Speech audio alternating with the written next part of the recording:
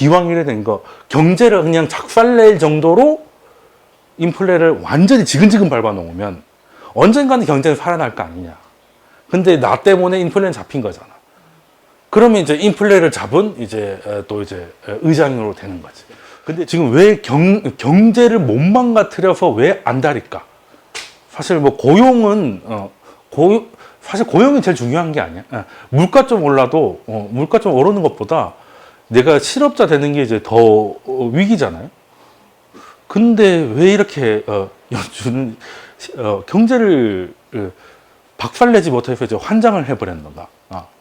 이제 그게 이제 키포인트예요. 지금 이제 지난주에 썼던 사진인데 지금 이제 파월 입장에서 빙의가 되면 지피지기를 해보자 하는 거죠. 내가 이제 파월이에요. 돈은 한 뭐 천몇백억 있고 나이도 많고 그리고 이제 미국의 중앙은행장까지 돈 명예에 막 다 있는 사람이 이제 갈 날이 얼마 안 남았어.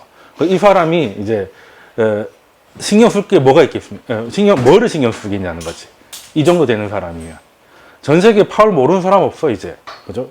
이제 파월 보면 무슨 이제 목소리까지 연상이 되잖아. 하도 친숙해가지고.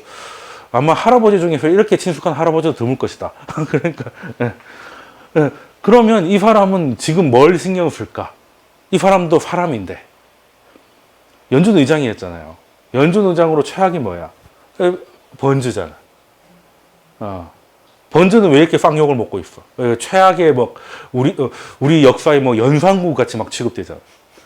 근데 이제 볼커는 뭐 정조대왕, 세종대왕 같은 분이고. 근데 지난 강의도 설명했지만 얼추 비슷했다고. 볼커도 처음부터 한 것도 아니고 그냥 사인을 주니까 간 거고 이 양반은 오히려 시장을 신경 써 줬기 때문에 망한 거거든. 엄밀히 말하면. 그럼 파월 입장에서 지금 이제 경제가 망가지고 할 것 같은데 그래서 내가 좀 완화적으로 좀 긴축을 좀 줄이거나 이렇게 해서 하면 나를 이렇게 이쁘게 봐줄 것인가? 아니지. 그렇게 되면 물가가 다시 올라가면 결국 이 꼴 되는 거야. 이 양반도 볼커 못지않게 많이 올렸다니까. 73년에. 많이 올렸어. 근데 이제 그걸 유지를 못 한 거지. 유지를 안 한 거지만. 그러면 이거 아니면 이거야, 이제. 인플레를 막지 못했다는 건 이제 부정할 수 없는 사실. 그래서 그 일시적이다. 이거는 평생 놀림거리인데, 그러면 그 서러움을 잊기 위해서, 우리 그 김의겸 그 의원님이 이제 연끌해가지고 집을 사가지고 뭐 흑석 뭐 이렇게 놀림을 받았잖아요. 그래서 흑석 김의겸을 이제 싣고 싶어서 강남으로 이사 가셨잖아. 그러니까 이게 또 구독자 또 떨어지네 또. 그러면 이거 아니면 이건데 나라도 그렇게 기왕 이래 된 거 경제를 그냥 작살낼 정도로 인플레를 완전히 지근지근 밟아 놓으면 언젠가는 경제는 살아날 거 아니냐. 근데 나 때문에 인플레는 잡힌 거잖아. 그러면 이제 인플레를 잡은 또 의장으로 되는 거지. 근데 지금 뭐 피보시 어쩌고저쩌고 막 이런 얘기를 해가지고 그래 내가 좀 돌려줄게 돌렸다가 다시 내년부터 인플레 다시 터지면 이제 2기로 끝나면서 이제 뭐 현대판 아서 번즈니 뭐니 욕을 먹으면서 이제 이 양반의 입장에서 이제 갈날까지 모욕만 당하는 거야. 그렇잖아요. 놀림거리 될 거 아니야. 나 같아도 이제 웬만하면 픽업을 안 할 것 같다는 거지. 원래 사람이란 게 그러니까 글로벌하고 우리나라가 있을 때 우리나라 중심으로 결정하는 건 당연한 거고, 그럼 국가가 있고 조직이 있다. 그럼 우리 조직에 이익이 되는 선택을 할 것이고, 그럼 조직이 있고 나라는 개인이 있다. 그럼 나한테 하는, 그러면 이 양반도 글로벌이 망가지든 말든 미국 중심이고, 미국 경제보다도 연준 중심이고, 연준 욕먹으면 안 되니까. 그리고 연준에서도 내가 중심. 그러니까 이제 이 양반이 이제 겁쟁이가 된 거지. 이렇게 될까봐. 우리도 그렇잖아. 사람이 겁에 질려가지고 뭔가 판단을 하면 좋은 판단을 할 리가 없잖아. 합리적이 될 수가 없고, 큰 수를 볼 수가 없기 때문에. 그래서 시장은, 어설프게 볼거 흉내내다가 아작내겠구나. 라는 공포에 빠진 거야. 그러니까 사실 뭐, 지금 뭐 연준의 역사 이런 것들을 내가 거창하게 뭐 변명도 여러 번 해줬지만, 지금 놓고 보면 파월이라는 개인이 또 수세에 몰리고 있거든. 그러면 그 나라는 사람에 대해서 그냥 굉장히 이기적인 판단을 하지 말란 법이 없다. 라는 거고, 그리고 이제 볼커 같은 경우는 지금 약간 지금 상황이 볼커랑 조금 닮은 게, 볼커가 처음에는 금리를 올렸다가 경기가 빠지니까 700bp를 낮췄다가, 그러고 나서 다시 올릴 때는, 처음에 낮출 때는 실업률 2% 올라갔다고 뺀 거거든. 근데 나중에 실업률이 한 수십 프로까지 올라갈 때까지 계속 올린 거는 레이건이 오케이를 해준 거거든. 그러니까 백악관이 힘을 실어준 거야. 그러니까 레이건은 그거지. 달러를 강하게 만들어서 소련을 조질 거니까 너는 이제 달러를 부활시키기 위해서 강달러를 가라. 근데 경제가 힘든 거는 국가가 풀어가지고 뭘 하겠다. 그때 그래서 스타워즈 이런 것도 나라가 돈을 써요. 나사 같은 것도. 그게 재정정책이잖아. 그러면 지금 가만 보면 백악관은 재정정책 쓰려고 하잖아. 지금 바이든이 뭘 하고 있냐. 학자금 빌려준 거 갚지 말자. 그거야말로 재정정책이지. 근데 이런 재정정책은 별로 좋은 재정정책이 아닌 거지. 네. 학자금 빚이 있다가 없어진다고 하면 그 돈은 세이브 됐다는 걸로 다 수요로 넘어가고 생산성 향상이 없단 말이야. 그럼 인플레를 자극할 수밖에 없는 법인데 바이든은 지금 그걸 밀어붙이고 있어. 레이건도 그때 밀어붙이고 있어. 그러니까 가습기하고 제습기를 동시에 돌리는 거지. 그러면 파월 입장에서는 그때 백악관의 콜을 받아서 그냥 갈 수 있었으니까 지금 백악관이 최소 묵인 아니면 조장을 하고 있잖아요. 강달러를. 그러면 백악관의 방향이 이쪽이면 나도 이쪽으로 세게 가가지고 번즈가 아니라 볼코로 남겠다는 생각을 할 수 있고, 그 정도의 처세술은 충분히 뭐 가능하지 않겠나라는 건데, 개인은 그렇게 하겠지만 그것 때문에 죽어나가는 인간들이 한둘이 아니다라는 거예요. 그리고 이제 파월은 주식도 작년 10월에 다 팔았고 그러니까 주식이 빠지는데 뭐 기쁘다는 소리, 이딴 소리를 하고, 시장이 뭐 드디어 우리의 의도를 알아들었다는 둥, 뭐 이런 식의 발언들이 연준에서 나오는 것도 그냥 자기들은 다 팔았기 때문에. 솔직히 쇼프를 안 쳤는지는 찾아봐야 되긴. 그런 상황이 된 거예요. 그런 상황이 된 거고. 근데 이제 이렇게 하면 이제 시장이 왜 공포에 빠졌는지, 충분히 연준 자체가 이런 인플레이션 시대의 하나의 등대, 그리고 북극성 같이 그게 아니라 연준 자체가 지금 굉장히 정치적이고 처세적인 판단을 고집하면서, 그 근거는 한둘이 아니야. 일부러 후행 지표를 얘기한다고. 일부러. 왜? 시간 끄는 거지. 아니, 고용하고 물가가 후행 지표라는 건 누가 모르냐는 거지. 나도 아는데 연준이 모를까. 근데 일부러 그런 얘기를 한다는 건 시간을 끌어서 그때까지, 그게 꺾일 때 긴축을 꺾겠다는 거는 진짜 불을 끈 정도가 아니라 홍수난 다음에 불을 끄겠다는 거밖에 안 되거든. 그러면 왜 일부러 저럴까? 일부러 저런다는 거야. 일부러. 후행적으로. 그게 무슨. 근데 문제는 세계 경제가 생각보다 복잡해서 제 아무리 연준이라고 해도 세계 경제를 자기 마음대로는 못한다. 지금은 인플레이션이라는 대의 명분 때문에 그냥 세게 밀어붙이고, 동맹국들 이런 데도 어쩔 수 없이 따라붙고, 우리나라 같은 데는 기민하게 먼저 인상도 하고 뭐 난리를 다 쳤지만, 그게 언제까지 가능하겠냐는 거죠. 언제까지. 문제가 생긴 게 이제 지난 강의하고 이번 강의하고 가장 큰 차이가 뭐냐면, 문제가 생겼다는 거야. 문제가 생겼다. 영국에서 문제가 생겼잖아. 영국이 어떻게 보면 합리적인 정책을 내놓은 걸 수도 있어. 지금 경제가 굉장히 힘들어요. 미국도 IRA를 하잖아. 그럼 영국이라고 하면 안 되나?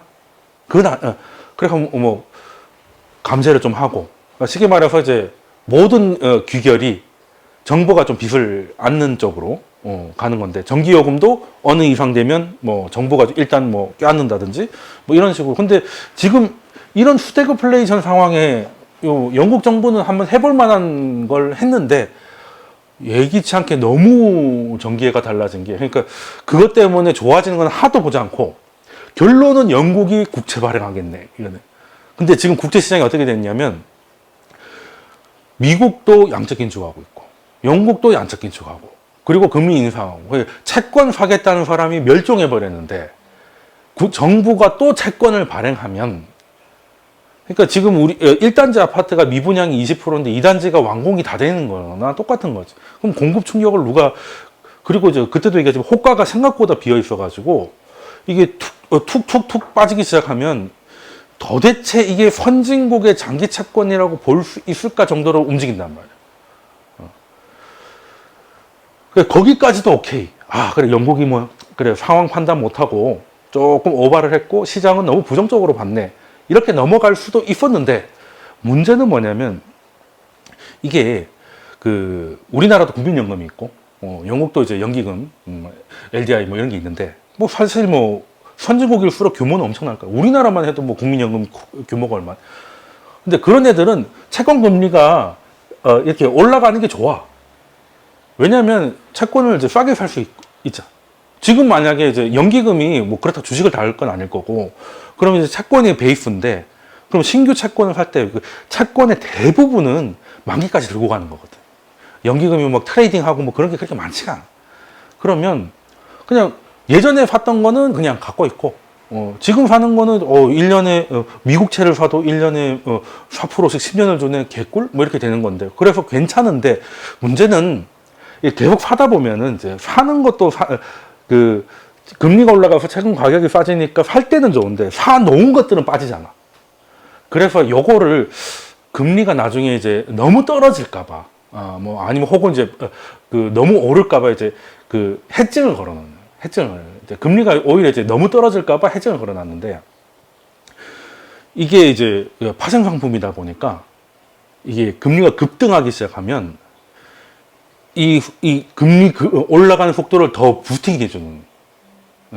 왜냐하면 우리도 그냥 현물 주식을 갖고 있는 게 아니라 뭐 파생으로 엮여 있는 것들, 그러니까 우리가 뭐 흔히 하는 TQQQ 이런 것도 3배가 되는 것도 파생을 섞어서 속도가 3배속이 된 거잖아.